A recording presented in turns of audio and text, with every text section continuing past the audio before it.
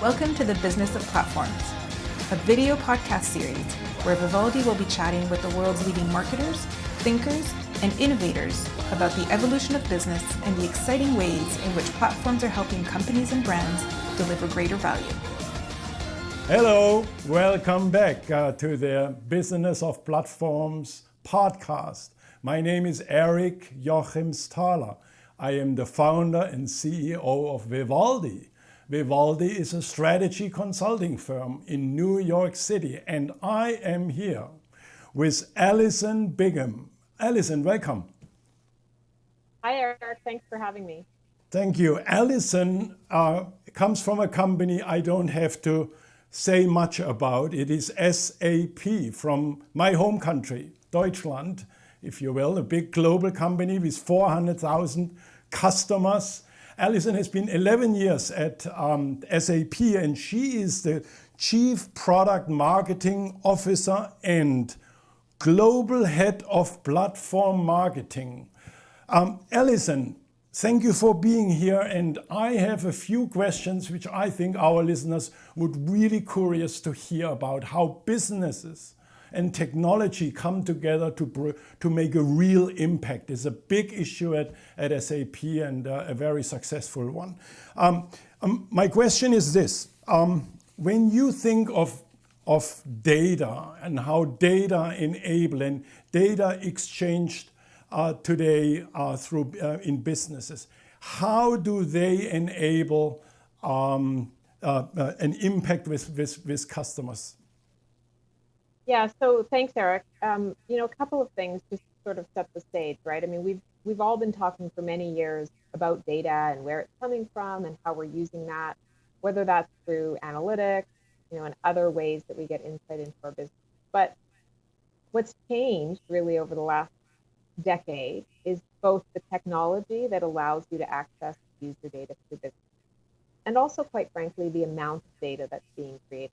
So, just a really interesting stat or thing that I was reading this weekend on Twitter. So there was someone who sent out a tweet that talked about all the things that didn't exist 10 years ago. And these included things like Uber and Alexa and Snapchat and an Apple Watch, Apple Maps and Siri and Square and Slack and Pinterest. And all that's very interesting, and it all ties into the fact that, the world is changing. But why it struck me is that all of those things create data.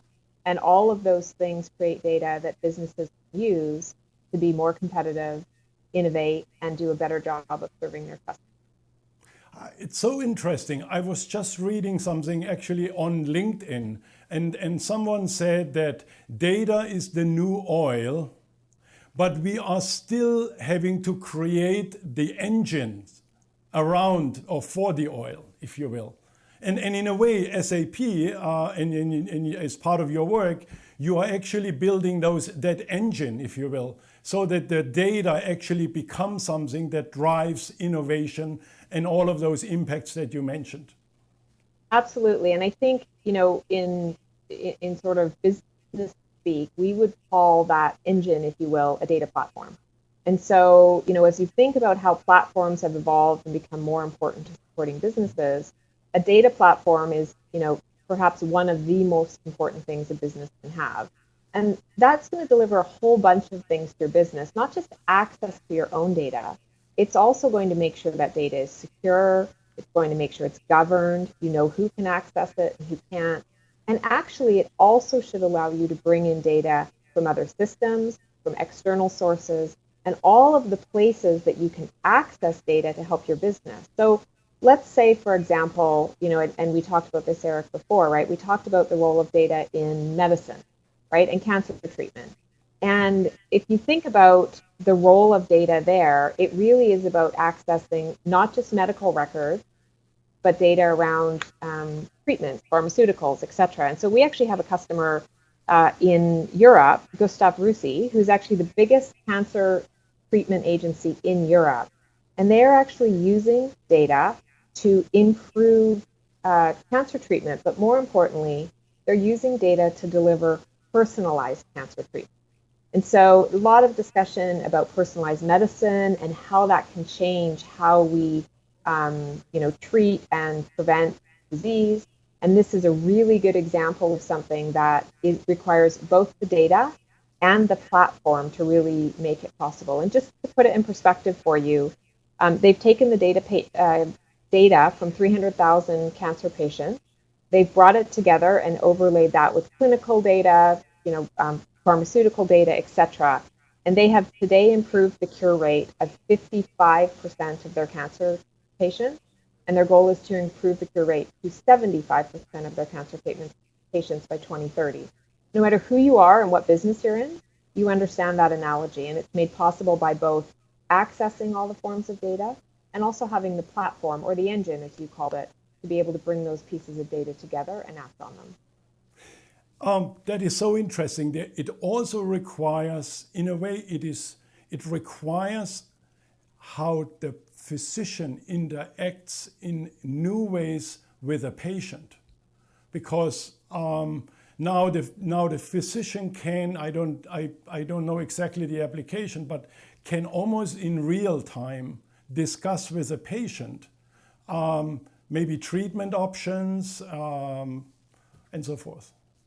Absolutely. And the other thing it starts to allow us to do, I mean, we've talked about the mapping of the genome for a number of years, right? This brings that sort of breakthrough technology into the conversation that a physician is having with the patient, right? Because they're able to actually map the treatment based on that personalized insight they have. And it completely changes the game. And it clearly isn't just for cancer, but that obviously is an area of major focus and something that we are increasingly discovering that, individuals can have the same kind of cancer and require a very different treatment path based on their personal information, their own sort of biology, if you will. And putting the power of that kind of information into the hands of doctors and practitioners is really very game-changing, and I think incredibly exciting as we move forward. There's a couple of things that about this data. One is that data actually, some of the data already existed all along, but they were not in the same place. But then on top of that, there is new data is generated by the data platform in some ways, because it automatically records the last treatment. It may monitor the patient of how much he follows the treatment plan. So it adds additional data like the DNA type data, the genome data. So it almost is an exponential data hub that enables insights and treatments that didn't exist before. Yeah, and I think no matter what example you're talking about, there's a few sort of core characteristics of what a good sort of data platform will deliver to you, right? You have to not only be able to collect and access the data, right? You have to obviously be able to trust it. You have to know where it came from and all of those things. But you also have to have visibility and connectedness. So you need to be able to take the data from the various sources and not only bring it together, but connect it into your core systems, if you will, whether those are medical or business applications. And so being able to bring that in and act on it, operationalize it, regardless of what kind of data it is, where it came from, right, in a single source is critically important. And the last thing I would say is you need to have some flexibility. So the kinds of things we're talking about, the data could come from almost anywhere. And it could be data that already exists. It could be data that is completely external to your organization, or it could be new data that's getting created. So to stick with a medical example, right, imagine the scenario of sensors, right, and sort of an IoT scenario where the actual health of the patient can feed back in real time to the other data that the medical practitioners have. So some of this is technology enabled, of course, but fundamentally it comes down to bringing the data together and then doing something with it that's meaningful. Now, I think there is one more element to this platform that it really interests me, and that is once you have the data, all these various types of data available to the physician or the care person, you can also easily involve other, let's say, participants or partners For example, you could involve a company like a pharmaceutical company that that uses the data to develop optimal drug doses, or you could have another research center, let's say the MD Anderson Research Center, a specialist, and include that person in that patient's sort of treatment situation. So it is interesting. SAP in this case for this particular hospital enables an entire, almost like a digital ecosystem of experts that can sort of impose on and provide consultative advice. Yeah, and if you think about, one of the other main themes that we're seeing in the technology world today, right, is certainly the sort of consumerization, right, of even business technology. Yes. People expect to have, they expect to have an app, if you will, on their iPhone for many things they do. And increasingly that's coming into the business world, of course, as well, right? So as customers expect a personalized experience, a relevant experience, that certainly holds true in a medical setting, but it also holds true in all kinds of other settings. So think about, how you monitor your health and fitness and well-being, whether you're using a Fitbit or some other, wearable technology. Think about the implications for your diet and nutrition, right? And then if you think about it on the, back to the medical front, and, increasingly, and I live in Canada, so, I can't comment in great detail about a US situation, but increasingly they're looking for ways to do remote medicine, if you will, right? So that you don't have to go to the emergency room. You don't have to go to the doctor's office for every scenario.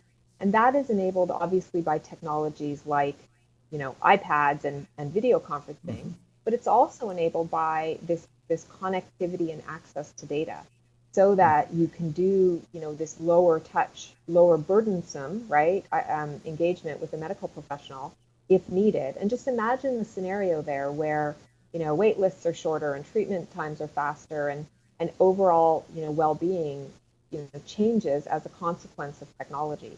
And these are the kinds of scenarios, and there's lots in the, consumer industry. There's lots outside of medicine. We talked earlier about the, faster refueling time that Shell Aviation has accomplished for their airplanes. And, for anyone who travels, right, you care if they can fuel those planes faster. And so much of this is being enabled by, new technologies, sensor technologies, but ultimately it's being activated by what you do with the data that you have collected and how you're, accessing and governing across it. And it's not only what you as a hospital, let's say, or as an airline do with the data. It's also to the extent to which a consumer like you and me actually participates and engages, because in a way the consumer isn't just the one that has an experience, let's say, of a treatment, let's say in a hospital. The consumer is also an active participant, if you will, in creating the value. Because I provide data when I use my iPhone and I input my, let's say, my health data, I'm actually part of the solution in some ways. Yeah, absolutely. And of course, it's important to talk about the fact that whenever you're aggregating data like this, it's obviously completely anonymized, right? There's a critical, important, confidentiality element to any healthcare treatment. But the other thing that happens, and I'll use an example our CEO, Bill McDermott, talks about a lot, often when you're in a healthcare setting, you have to sort of repeat the information that you've provided, right? Whether it's to first responders, in an emergency room setting, your doctor, other people. There's an opportunity here to, from a personal perspective, sort of collect and have that data so that your experience is more seamless, right? And then when you take it outside of your individual experience, you take that sort of anonymized scenario and you allow for, better analysis, better outcomes, and really how many people in this field and related field, think pharmaceutical, like you said, think healthcare, think, health and wellness, can really use the sort of aggregation of data to provide, better offers, better outcomes, better solutions for their end customer. It is very interesting. I mean, it's fascinating when we just think of the hospital example and many other applications. That what boggles or gets in my head is how long, what is the time of deployment of a data platform? Can you, from your experience, what is it like to build one? Because it obviously is a very complex subject matter, and just give an appreciation of how does that happen? Well, I think it's important to note that most businesses already have a great deal of the infrastructure in place, right? So you probably have, a database, a data warehouse, a data lake, somewhere where you're already capturing and holding information. And then you also probably have, applications, for example, or analytics that you are using either to put more data in the system or to access and analyze it. And so for many, many companies, this is actually more about bringing together the pieces that already exist than it is about adding a great deal more. Obviously, there are, more components to it, right? We at SAP talk a lot about the power of in-memory and the speed of accessing the data, which is probably one of the biggest changes. And then the other piece is really the governance across the data. So it's not about going and buying a single piece of technology. It's about looking at your data landscape that exists today, your sort of data storage, if you will, that exists today, right? What other technology pieces you already have in place, and then how do you connect those in more of a governed and integrated fashion? It's going to be different for everyone, and it's going to depend how much data you're talking about, how quickly you want to act. But I think that we have seen many, many customers, and some of the ones we talked about earlier that participate in the Innovation Awards program that we do at SAP. I mean, these companies are doing things, very quickly and getting very quick innovation results. And then what they're doing is they're using that baseline to then identify the next opportunity for innovation. Does that make sense? Yes, that does make sense. From your experience, is the challenge of enabling the digital enterprise, like as you explained, can you explain or talk to the challenges from is it technology? It seems like you sound to make it easy to overlay some enabling technology to existing technology.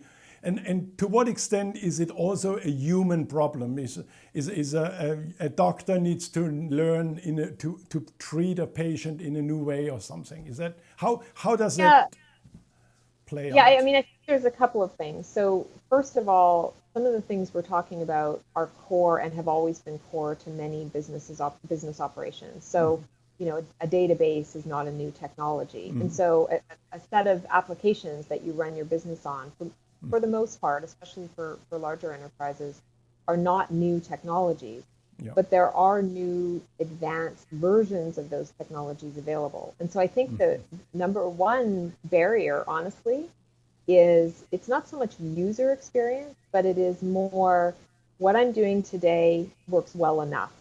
And I know that there are benefits to be found. I'm careful about disrupting my business. I'm careful about doing something that is going to introduce something that, it may hold great benefit, I'm not sure that my systems today are causing me enough pain or enough problems that I want to make that leap. So that's the first thing.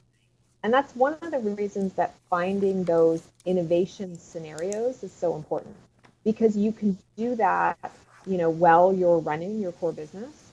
And then allow for that to, educate and direct how you would bring that into your core business. So that's a big thing. It's less about technology not being possible and more about, this is how I've always done things. Why wouldn't I keep doing these things, right? And then you parallel that with the immense pressure, right, there is for businesses to reimagine their business models, to be more competitive, to drive higher margins. And so inevitably, those two parallel perspectives have to come together. And when they do, that's where you then look to technology as one of the key ways to take you from, your sort of legacy situation to how you might establish a new, more advanced platform, data platform, if you will. so that you can enable all the things that you want to do for your business going forward.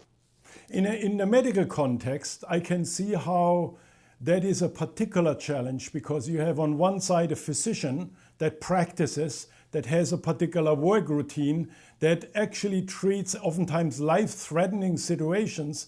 A physician who says, I'm not going to change anything because I have primary responsibility to keep the patient alive and treat well. So on one side. On the other side, you have maybe a hospital administrator who says, we need to develop new systems, new processes. Technology is key enabling factors in order to improve our operations, if you will. So hospital operations. So it's more complicated. It's almost like 3 times more complicated, that mindset that you talk to, Alison, than perhaps if it's about my application of running with a Nike app around Central Park. Yeah, no, I think that, yeah, I mean, obviously the complexity from a consumer situation to any business situation, and certainly as you get into healthcare, is going to increase. And that's on the one hand a given, and on the other hand, perhaps all the more reason that the more powerful technology is needed. I think if you think about the two sort of use cases or things that you just articulated, are on the one hand someone who's looking for efficiency, right, which is always going to exist in business. But on the other hand, you have someone in a physician or someone in that type of role who is also looking for improved outcomes. And so I think that the value is allowing the technology to show how you can achieve both. And being able to say, look, this isn't just about doing things faster and speeds and feeds of the technology. It's actually about changing how you deliver your final product, outcome, experience to your customers. And I think the more, think about, marketing from, 10 years ago. Everything was very generic. Nothing was personalized. Right now, you expect a certain level of personalization. You expect to know, for online retailers, to know what you've bought from them in the past. We all have come to expect, the Amazon recommendation, right? People who bought this have bought other things like before. So I think that there is an acceptance in many ways of the goodness that technology can bring. But I think we have to be clear that there are times that we're certainly talking about, sheer efficiency and speed. But the most important component is how, technology can partner with business to change outcomes and how we're actually engaging with our customers or our end user, whoever that is. Both of those things make the value. One in and of itself is probably not enough to move from that, this is the way I've always done it, thinking. And can you speak to another example or use a similar example? Can you speak to an example where you have helped, a specific example where you have helped someone to develop that conviction of change, of the necessity of change, that would help our listeners to understand what they can do? What are the 3 things they can do in order to initiate that change in how the company runs its processes, let's say? Is there a specific example you can talk to us? Yeah, so we have lots of examples. The one that pops to mind for me is Stara, and that's a company in Latin America that is actually changing how they use data and agriculture and farming to really change food production. And so this is a great example of a company that had a very specific business around equipment and farming and agriculture, and they've used data and connectivity to really obviously do their core business, but also change some of the things they're doing around food production. And so these are the kinds of breakthroughs that, as companies see them, right, they see both business benefit and they also see societal benefit. And I think that, increasingly it matters what we're doing as companies. It matters what we're delivering back, if you will, to the world we live in. And so, Stara is one for me that is a great example of both the business side and also the sort of purpose and societal side, enabled by technology for sure, but driven by a vision in the business to actually do things differently. And I think that vision piece and that existence within the business of an understanding that there is more possible. And I work for a technology company, but technology is only part of the solution, right? There has to be business sponsorship. You have to understand how it impacts your employees. You have to understand what you're trying to achieve for your customers. And I think that what we're seeing is lots of companies who are saying, look, we know we need to be, drive the bottom line. We know we need to take advantage of technology to be competitive. But we also are increasingly understanding that we can use technology to do good and to do more, for our customers and for the world that we live in. And so I think that's the piece for us and at SAP for sure that we are, most energized about, and the thing that we really get the most joy out of when we see our customers take the technology and, drive their business, but also, do good in the world. Well, I must say, Alison, you convince me. I'm myself so excited about it because when you think about when you think about technology, go back 30, 40 years ago, it was enabling data processing, or with the first AS400s that sort of showed up in data centers. And then over the last 20 years, look how long it took maybe to enable e-commerce. But e-commerce hasn't solved much. It took 10, 20 years to do. Now you can start a business with Spotify. You can do it in a heartbeat over the weekend. So it makes it that easy. But those are just technologies that have enabled some new things to do, like e-commerce, let's say. But what you are talking about, when you think of a data platform, you have these exponential, maybe we say, exponential effects, that affects everything. That it's not just enabling better processing. It helps you to create entirely new products. And it not only just impacts customers, it impacts the larger, as you said, in this Latin America example, it impacts the larger part of a society and how the impact it does for an entire community, if you will. Yeah, and look, I think increasingly there is an expectation that businesses will do good in the world. I also think that there are, many opportunities for businesses to take what their core business is today and identify new ways to take that to their customer market. And I love data and I love a data platform. It's clearly not just that, but I would tell you that that is an essential part of anybody or any company moving down this path. I love it because, we talk so much about the purpose, why we exist. We talk about social responsibility. And for 100 years, as long as I live, social responsibility has always been sort of a very soft thing. It was in fifth or 10th position of many things a company does. And it was almost like a feel-good type activity. But technology, as the way you speak, Alison, can put actually a real facts and real impact to a social responsibility initiative. It can actually, technology, the way you speak, this is so exciting. It actually enables, it sort of removes the trust me, we are a good company. No, you actually can make an impact while also serving the immediate needs for customers. Yeah, and look, I think there is an expectation that businesses are more transparent, right, than we've ever been before. I think there's an expectation that we don't just say it, we prove it, right? And that's true regardless of what business you're in, right? People have high expectations. And the reality is everybody is connected.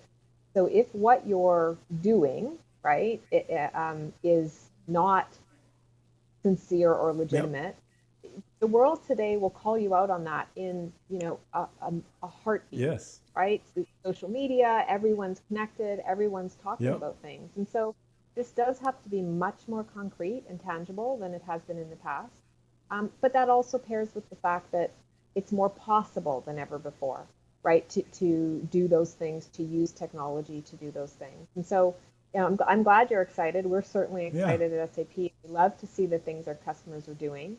And I think that, the data tells us that customers or companies who have a purpose, who do good work, they actually do better, right? And so, we're Yes. obviously all still trying to make shareholders happy and deliver numbers to the market. Yeah. But this actually is a driver of success. It's no longer a nice to have.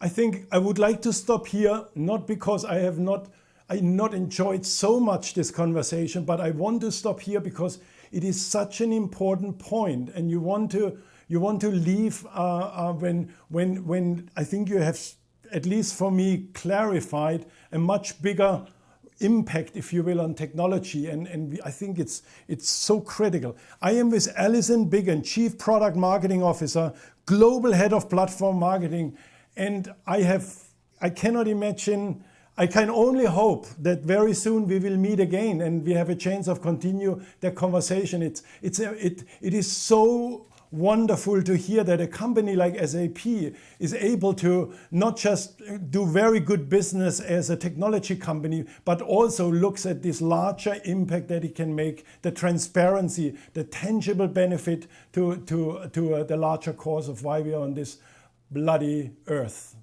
I may say. That's great, Erich. I appreciate it, and I think it is a great way to end as well. So thank you so much. Wonderful. Thank you so much, Alison.